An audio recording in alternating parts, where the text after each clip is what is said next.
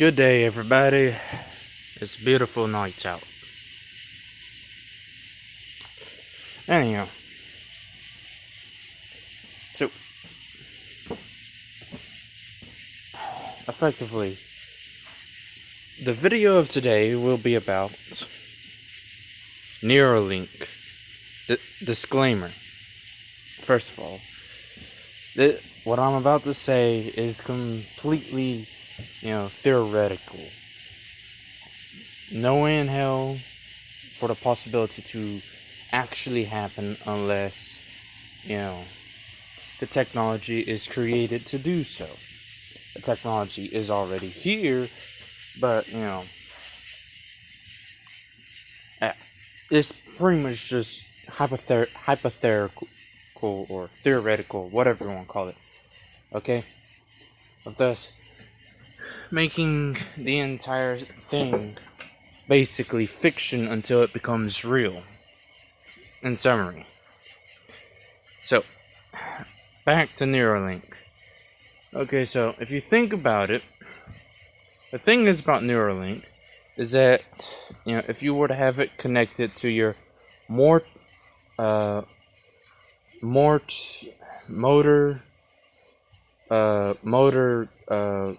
cortex, whatever that region of the brain is called, the thing that controls motor function, speech function, and the bit of the brain that pretty much, revolves around, connecting to the eyes, basically. In theory, one could basically turn a human eyeball into a camera and turn an entire human by doing so. Like, not just the eyeball bit, but, like, connect yourself to those three regions, if not the ears as well, and bada bing, bada boom, you turn a single human into a walking puppet with no will of their own. I mean, they still have will, obviously, but, you're pretty much taking control of their eyes, their mouth, vocal cords, ears, and their entire motor system. By doing so, you, by all definition, basically brainwashed a person. In reality, it's more like mind control. Now think about it. In reality, you're basically mind controlling the son of a bitch. So forcing them to say what you want them to say, forcing them to see and hear what you want them to hear, and forcing them to move on how you want them to move, basically. And with the help of a Neuralink system, you can basically do that. In fact, if the system would be basically, designed for eye enhancement, ear enhancement, and motor, function enhancement, then in theory you can hack into those same chips designed to enhance the body and reprogram those chips to control the body. Now, here's the thing. If you, let's say it's 2100 and you see somebody with a Neuralink implant starting to act like a main character AI, basically, then you know for a fact that person has been hacked into. You can either A, stop them, or B, shoot them. That's about it. And that's the dangers of Neuralink.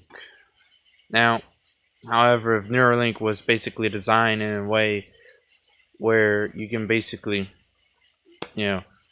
act like a black box, like where the Neuralink system would act like a black box to your entire, head or whatever, and not hooked up to the internet, then that's an entirely different story.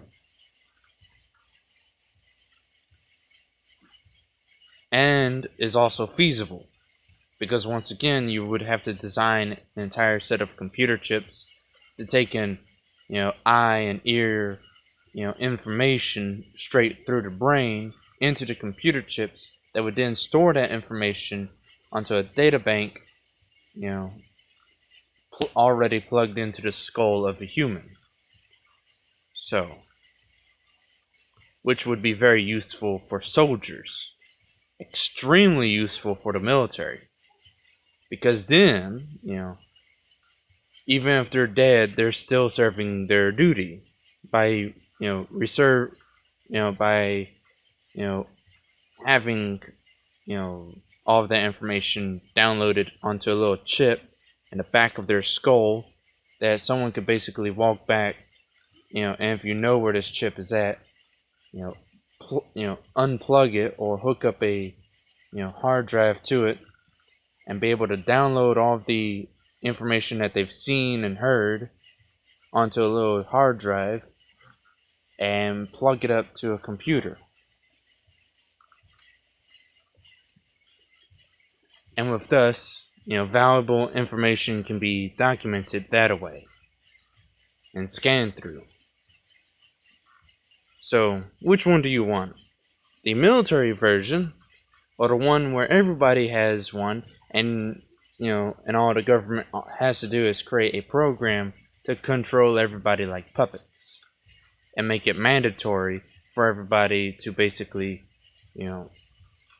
own one at birth, or have a Neuralink system that could actually win wars and such.